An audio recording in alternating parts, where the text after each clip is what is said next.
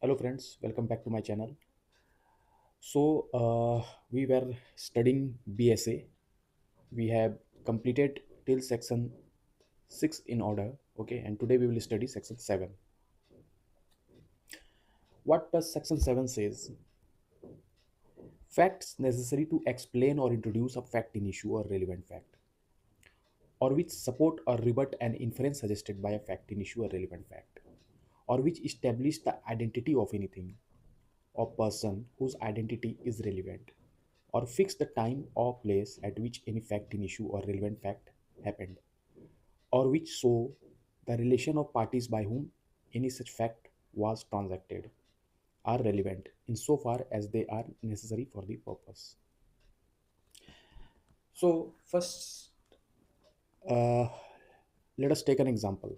Suppose there's a person A, okay, and he has a son B. A has an insurance of 50 lakh rupees, life insurance of 50 lakh rupees. Okay. B knows about it, and B is alleged to kill A in order to get the insurance amount. Okay. And this is the whole scenario. Okay. Now let us try to understand this particular section in light of this example. So, first of all, facts necessary to explain or introduce a fact. Okay. So, in order to start a trial or inquiry, some facts need to be explained or introduced to the court, right? Like the scenario of the case, the basic things, uh, that A and B, a father and son, they were both living in the house. A had insurance, life insurance with for him, okay, for of 50 lakh rupees.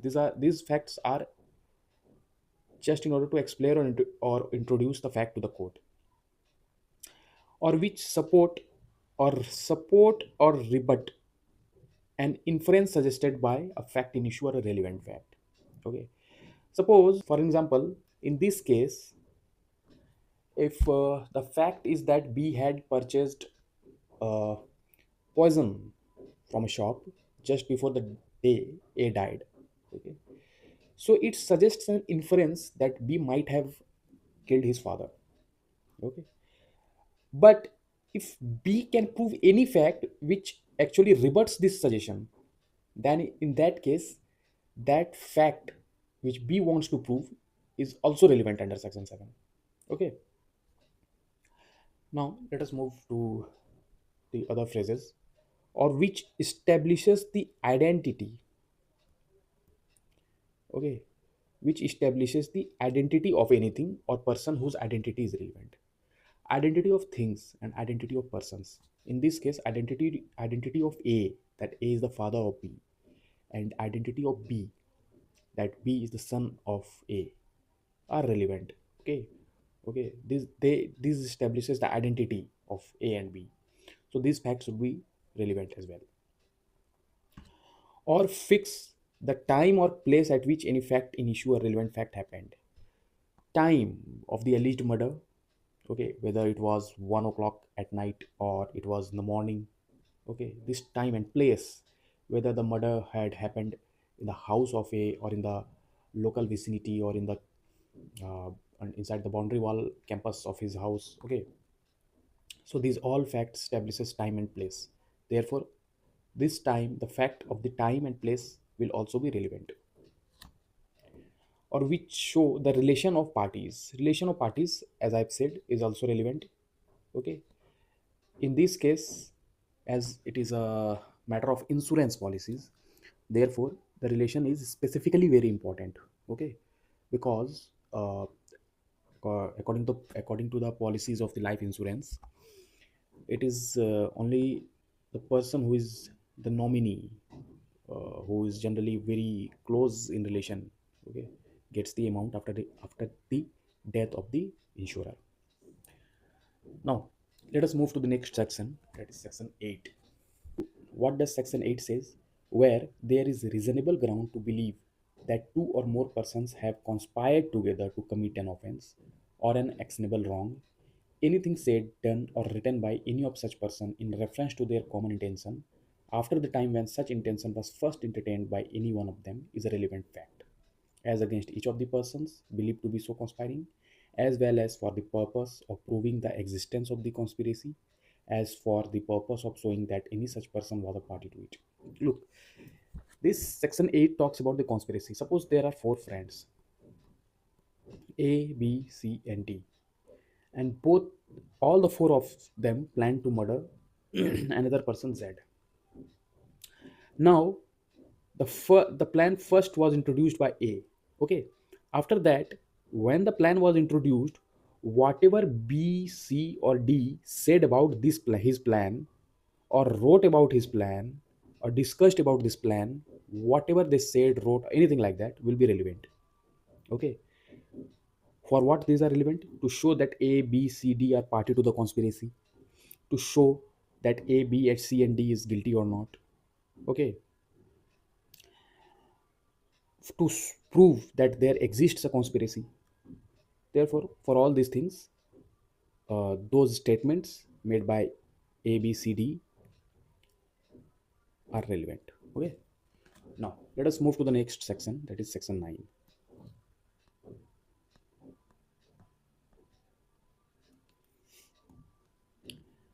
Section 9 is actually very important. Okay. From section 9 only, we will get the concept of alibi. I will explain you what is alibi. So, let us first dive into the section. It says fact not otherwise relevant are relevant if they are inconsistent with the any fact in issue or relevant fact. Suppose A is accused of murder, okay, of B. A has been accused to murder B, okay, with a knife. Okay, in that but A has shown to the court that at the day of the murder, A was not in India.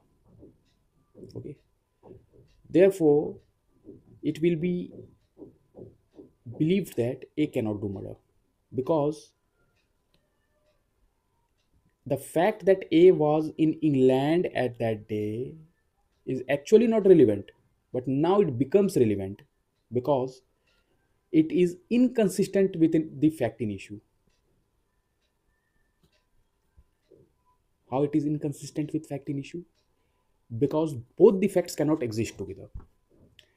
It is not possible that A had murdered B and on the same date or on the same time he was not present at the moment B died or the time of the murder. Okay. Specifically, if the murder had happened with a knife, in that case, A cannot be present at both places. So it is inconsistent with fact in issue. His presence in England is inconsistent with fact in issue. Okay, this is called alibi. Now, second point is that if by themselves or in connection with other facts, they make the existence or non-existence of any fact in issue or relevant fact highly probable or improbable. Okay. So if a person who is in England at the time of the murder is not possible to commit to have committed the murder, okay, but in certain cases it might be possible, but the chances are really very low. The probability is really very low. For an example, in this example only, if A is accused of the murder of B, A is present somewhere else where the place of from the place of murder, but not in England or London. Okay, he's not in England, but he's in. If the murder has taken place in Kanpur, okay, he was in Kolkata that time.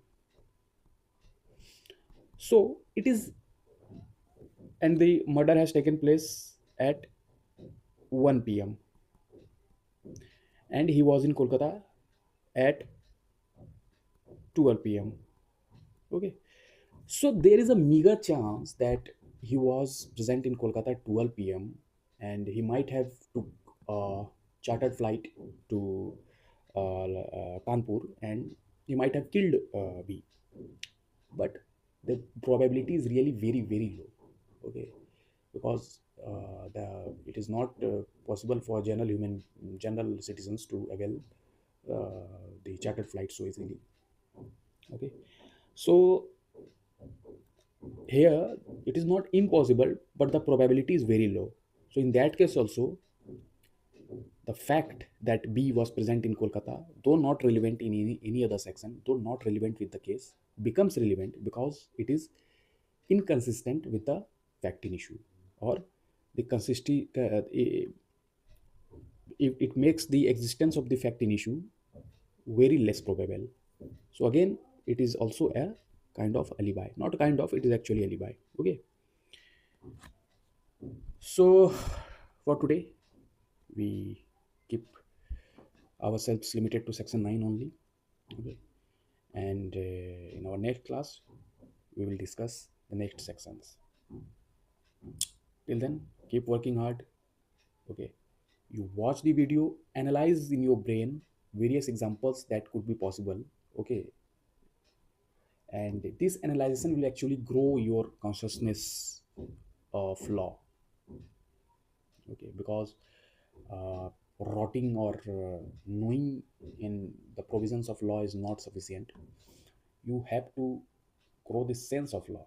Okay, once you grow that consciousness, you will be able to grasp things so easily that you yourself will not believe it.